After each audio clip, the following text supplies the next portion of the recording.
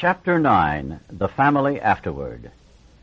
Our womenfolk have suggested certain attitudes a wife may take with a husband who is recovering. Perhaps they created the impression that he's to be wrapped in cotton wool and placed on a pedestal. Successful readjustment means the opposite. All members of the family should meet upon the common ground of tolerance, understanding, and love. This involves a process of deflation. The alcoholic, his wife, his children, his in-laws, each one is likely to have fixed ideas about the family's attitude toward himself or herself.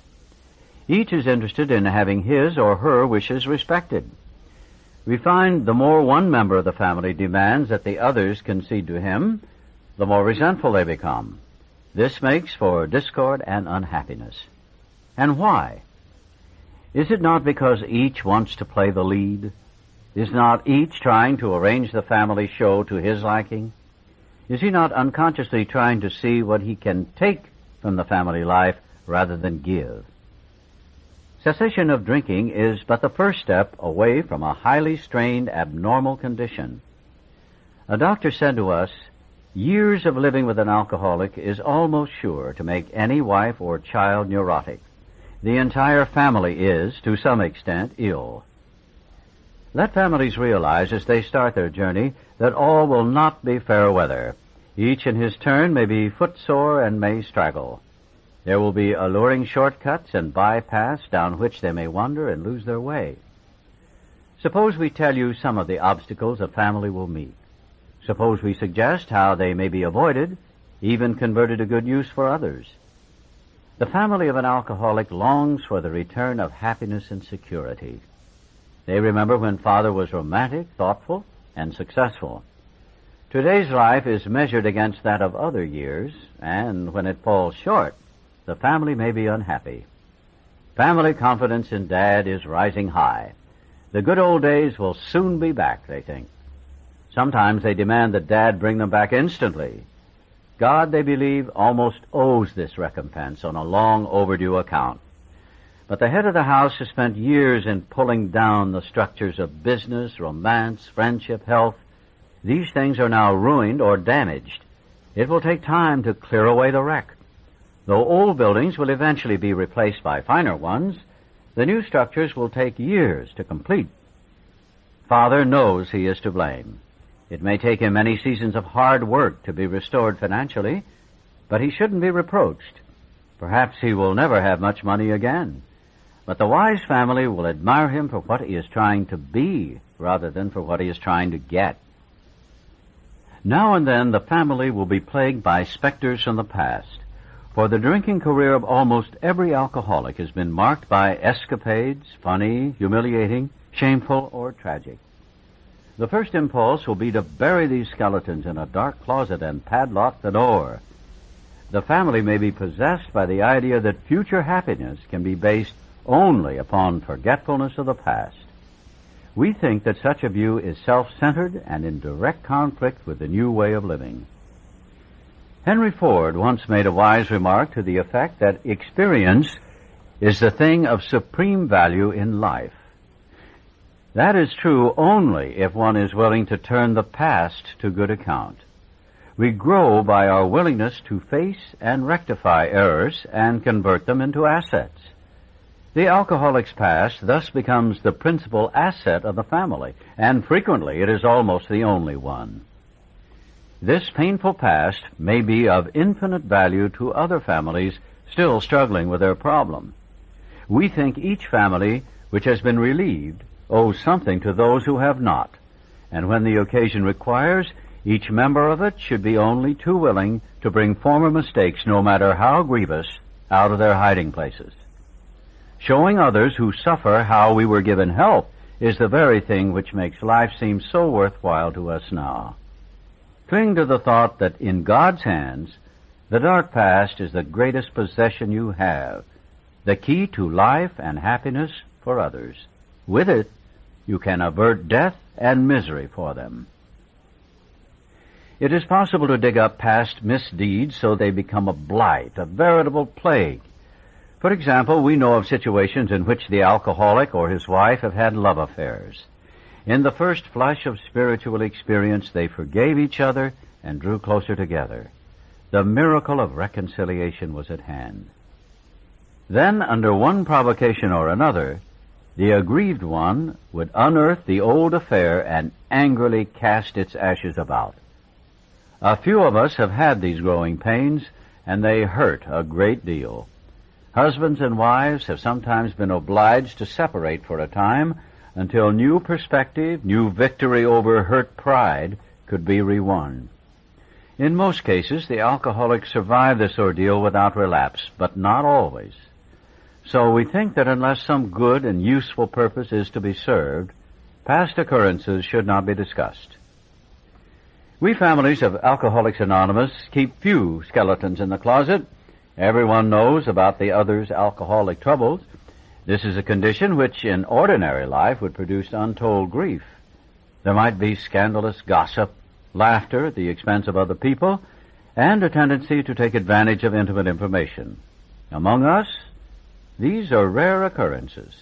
We do talk about each other a great deal, but we almost invariably temper such talk by a spirit of love and tolerance.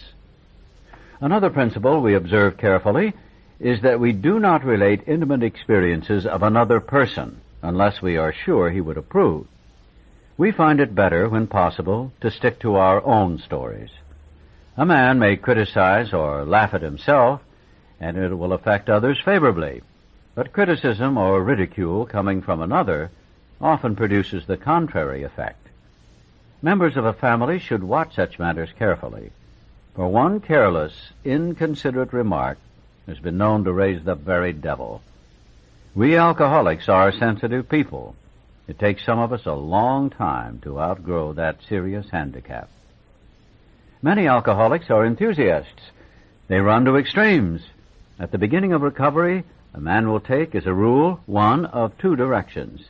He may either plunge into a frantic attempt to get on his feet in business, or he may be so enthralled by his new life that he talks or thinks of little else. In either case, certain family problems will arise. With these, we have had experience galore. We think it dangerous if he rushes headlong at his economic problem. The family will be affected also, pleasantly at first, as they feel their money troubles are about to be solved, then not so pleasantly as they find themselves neglected. Dad may be tired at night and preoccupied by day. He may take small interest in the children and may show irritation when reproved for his delinquencies. If not irritable, he may seem dull and boring, not gay and affectionate as the family would like him to be. Mother may complain of inattention.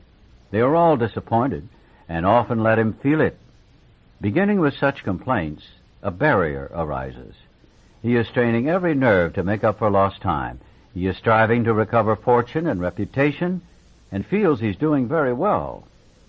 Sometimes mother and children don't think so. Having been neglected and misused in the past, they think father owes them more than they're getting. They want him to make a fuss over them.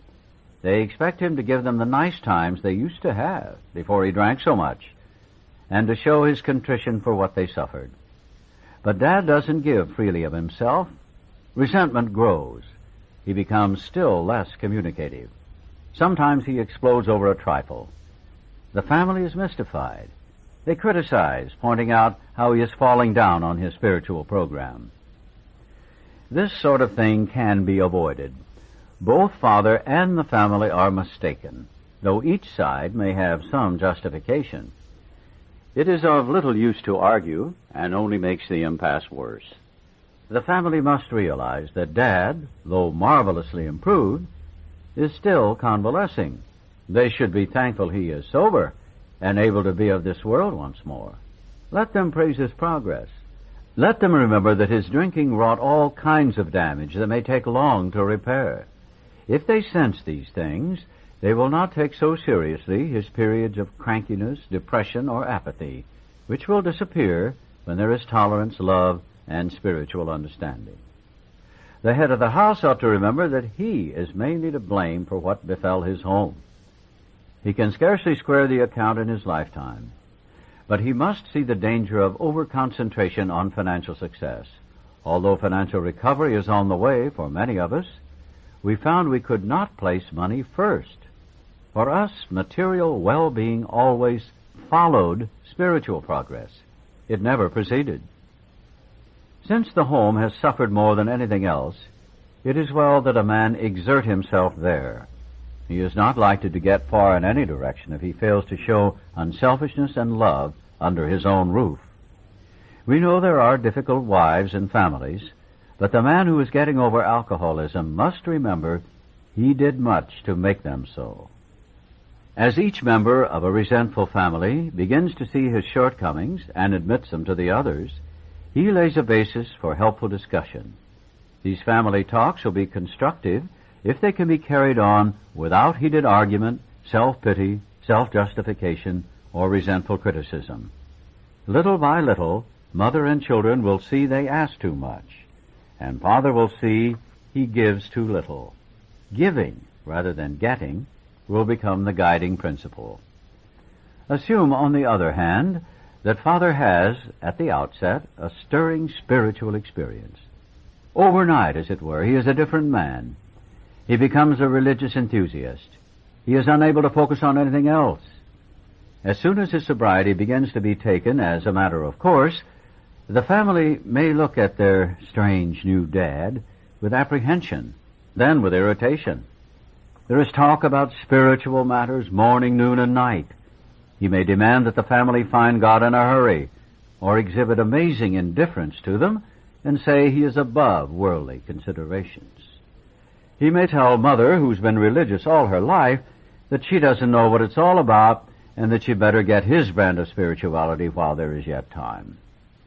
When father takes this tack, the family may react unfavorably. They may be jealous of a God who has stolen Dad's affections. While grateful that he drinks no more, they may not like the idea that God has accomplished the miracle where they failed. They often forget Father was beyond human aid. They may not see why their love and devotion did not straighten him out. Dad is not so spiritual after all, they say. If he means to right his past wrongs, why all this concern for everyone in the world but his family? What about his talk that God will take care of them? They suspect Father is a bit balmy. He is not so unbalanced as they might think. Many of us have experienced Dad's elation. We have indulged in spiritual intoxication. Like a gaunt prospector, belt drawn in over the last ounce of food, our pick struck gold. Joy at our release from a lifetime of frustration knew no bounds. Father feels he has struck something better than gold. For a time he may try to hug the new treasure to himself. He may not see at once that he has barely scratched a limitless load which will pay dividends only if he mines it for the rest of his life and insists on giving away the entire product. If the family cooperates, Dad will soon see that he's suffering from a distortion of values. He will perceive that his spiritual growth is lopsided, that for an average man like himself, a spiritual life which does not include his family obligations may not be so perfect after all. If the family will appreciate that Dad's current behavior is but a phase of his development, all will be well. In the midst of an understanding and sympathetic family, these vagaries of Dad's spiritual infancy will quickly disappear. The opposite may happen should the family condemn and criticize. Dad may feel that for years his drinking has placed him on the wrong side of every argument, but that now he has become a superior person with God on his side. If the family persists in criticism, this fallacy may take a still greater hold on Father. Instead of treating the family as he should, he may retreat further into himself and feel he has spiritual justification for so doing. Though the family does not fully agree with Dad's spiritual activities, they should let him have his head, even if he displays a certain amount of neglect and irresponsibility toward the family. It is well to let him go as far as he likes in helping other alcoholics. During those first days of convalescence, this will do more to ensure his sobriety than anything else. Though some of his manifestations are alarming and disagreeable, we think Dad will be on a firmer foundation than the man who is placing business or a professional success ahead of spiritual development. He will be less likely to drink again, and anything is preferable to that. Those of us who have spent much time in the world of spiritual make-believe have eventually seen the childishness of it. This dream world has been replaced by a great sense of purpose, accompanied by a growing consciousness of the power of God in our lives. We have come to believe He would like us to keep our heads in the clouds with Him, but that our feet ought to be firmly planted on earth.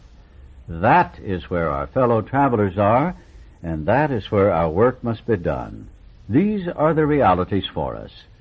We have found nothing incompatible between a powerful spiritual experience and a life of sane and happy usefulness. One more suggestion. Whether the family has spiritual convictions or not, they may do well to examine the principles by which the alcoholic member is trying to live. They can hardly fail to approve these simple principles, though the head of the house still fails somewhat in practicing them. Nothing will help the man who is off on a spiritual tangent so much as the wife who adopts a sane spiritual program, making a better practical use of it. There will be other profound changes in the household. Liquor incapacitated father for so many years that mother became head of the house. She met these responsibilities gallantly. By force of circumstances, she was often obliged to treat father as a sick or wayward child. Even when he wanted to assert himself, he could not, for his drinking placed him constantly in the wrong. Mother made all the plans and gave the directions. When sober, father usually obeyed. Thus, mother, through no fault of her own, became accustomed to wearing the family trousers. Father, coming suddenly to life again, often begins to assert himself. This means trouble, unless the family watches for these tendencies in each other and comes to a friendly agreement about them. Drinking isolates most homes from the outside world. Father may have laid aside for years all normal activities, clubs, civic duties, sports. When he renews interest in such things, a feeling of jealousy may arise. The family may feel they hold a mortgage on Dad so big no equity should be left for outsiders. Instead of developing new channels of activity for themselves, mother and children demand that he stay home and make up the deficiency. At the very beginning, the couple ought to frankly face the fact that each will have to yield here and there if the family is going to play an effective part in the new life. Father will necessarily spend much time with other alcoholics, but this activity should be balanced. New acquaintances who know nothing of alcoholism might be made, and thoughtful consideration given their needs. The problems of the community might engage attention. Though the family has no religious connections, they may wish to make contact with or take membership in a religious body. Alcoholics who have derided religious people will be helped by such contacts. Being possessed of a spiritual experience, the alcoholic will find he has much in common with these people, though he may differ with them on many matters. If he does not argue about religion, he will make new friends, and is sure to find new avenues of usefulness and pleasure. He and his family can be a bright spot in such congregations. He may bring new hope and new courage to many a priest, minister, or rabbi who gives his all to minister to our troubled world. We intend the foregoing as a helpful suggestion only. So far as we are concerned, there is nothing obligatory about it. As non-denominational people, we cannot make up others' minds for them. Each individual should consult his own conscience. We have been speaking to you of serious, sometimes tragic things. We have been dealing with alcohol in its worst aspect. But we aren't a glum lot. If newcomers could see no joy or fun in our existence, they wouldn't want it. We absolutely insist on enjoying life. We try not to indulge in cynicism over the state of the nations, nor do we carry the world's troubles on our shoulders. When we see a man sinking into the mire that is alcoholism, we give him first aid and place what we have at his disposal. For his sake, we do recount and almost relive the horrors of our past. But those of us who have tried to shoulder the entire burden and trouble of others find we are soon overcome by them. So we think cheerfulness and laughter make for usefulness. Outsiders are sometimes shocked when we burst into merriment over a seemingly tragic experience out of the past. But why shouldn't we laugh? We have recovered and have been given the power to help others. Everybody knows that those in bad health and those who seldom play do not laugh much. So let each family play together, or separately, as much as their circumstances warrant. We are sure God wants us to be happy, joyous, and free. We cannot subscribe to the belief that this life is a vale of tears, though it once was just that for many of us. But it is clear that we made our own misery. God didn't do it. Avoid, then, the deliberate manufacture of misery. But if trouble comes, cheerfully capitalize it as an opportunity to demonstrate His omnipotence. Now about health. A body badly burned by alcohol does not often recover overnight, nor do twisted thinking and depression vanish in a twinkling. We are convinced that a spiritual mode of living is a most powerful health restorative. We who have recovered from serious drinking are miracles of mental health. But we have seen remarkable transformations in our bodies. Hardly one of our crowd now shows any mark of dissipation. But this does not mean that we disregard human health measures. God has abundantly supplied this world with fine doctors, psychologists, and practitioners of various kinds. Do not hesitate to take your health problems to such persons. Most of them give freely of themselves that their fellows may enjoy sound minds and bodies. Try to remember that though God has wrought miracles among us, we should never belittle a good doctor or psychiatrist. Their services are often indispensable in treating a newcomer and in following his case afterward. One of the many doctors who had the opportunity of reading this book in manuscript form told us that the use of sweets was often helpful. Of course, depending upon a doctor's advice, he thought all alcoholics should constantly have chocolate available for its quick energy value at times of fatigue. He added that occasionally in the night a vague craving arose which would be satisfied by candy. Many of us have noticed a tendency to eat sweets and have found this practice beneficial. A word about sex relations. Alcohol is so sexually stimulating to some men that they have overindulged. Couples are occasionally dismayed to find that when drinking is stopped, the man tends to be impotent. Unless the reason is understood, there may be an emotional upset. Some of us had this experience, only to enjoy, in a few months, a finer intimacy than ever. There should be no hesitancy in consulting a doctor or psychologist if the condition persists. We do not know of many cases where this difficulty lasted long. The alcoholic may find it hard to reestablish friendly relations with his children. Their young minds were impressionable while he was drinking. Without saying so, they may cordially hate him for what he's done to them and to their mother. The children are sometimes dominated by a pathetic hardness and cynicism. They cannot seem to forgive and forget. This may hang on for months, long after their mother has accepted Dad's new way of living and thinking. In time, they will see that he is a new man, and in their own way, they will let him know it. When this happens, they can be invited to join in morning meditation, and then they can take part in the daily discussion without rancor or bias. From that point on, progress will be rapid. Marvelous results often follow such a reunion. Whether the family goes on a spiritual basis or not, the alcoholic member has to, if he would recover. The others must be convinced of his new status beyond the shadow of a doubt. Seeing is believing to most families who have lived with a drinker. Here is a case in point. One of our friends is a heavy smoker and coffee drinker. There was no doubt he overindulged. Seeing this, and meaning to be helpful, his wife commenced to admonish him about it. He admitted he was overdoing these things, but frankly said that he was not ready to stop. His wife is one of those persons who really feels there is something rather sinful about these commodities, so she nagged, and her intolerance finally threw him into a fit of anger he got drunk. Of course, our friend was wrong, dead wrong. He had to painfully admit that and mend his spiritual fences.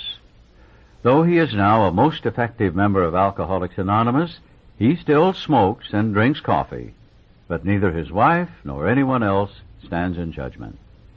She sees she was wrong to make a burning issue out of such a matter when his more serious ailments were being rapidly cured. We have 3 little mottos which are apropos. Here they are. First things first, live and let live, easy does it.